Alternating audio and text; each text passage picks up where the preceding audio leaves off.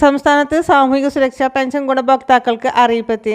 സംസ്ഥാനത്ത് സാമൂഹിക സുരക്ഷാ പെൻഷൻ വിതരണം ആരംഭിച്ചു. 2 ഗഡു പെൻഷനാണ് ഇപ്പോൾ വിതരണം ചെയ്യുന്നത്. ഇതിനായി 1650 കോടി രൂപയാണ് സർക്കാർ അനുവദിച്ചത്. മെയ് മാസത്തെ പെൻഷനോടൊപ്പം 1 ഗഡു കുടിശ്ശികയാണ് വിതരണം ചെയ്യുന്നത്.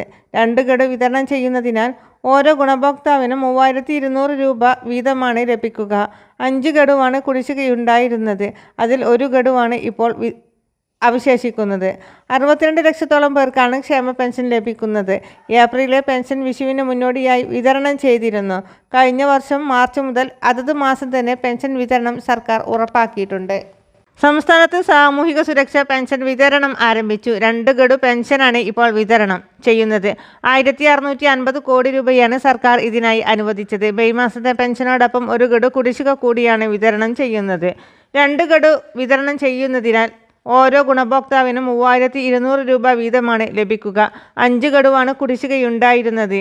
1 ഗഡു മാത്രമാണ് ഇപ്പോൾ അവശേഷിക്കുന്നത്. 62 ലക്ഷത്തോളം പേർക്കാണ് ക്ഷേമ പെൻഷൻ ലഭിക്കുന്നത്. ഏപ്രിലിലെ പെൻഷൻ വിഷുവിന് മുന്നോടിയായി വിതരണം ചെയ്തിരുന്നു. കഴിഞ്ഞ വർഷം മാർച്ച് മുതൽ അതത് മാസം തന്നെ പെൻഷൻ വിതരണം സർക്കാർ ഉറപ്പാക്കിയിട്ടുണ്ട്. എല്ലാവിധ സർക്കാർ അറിയിപ്പുകളും നേരത്തെ തന്നെ നിങ്ങളിലേക്ക് എത്തുവാൻ വേണ്ടി ഈ ചാനൽ സബ്സ്ക്രൈബ് ചെയ്യുക.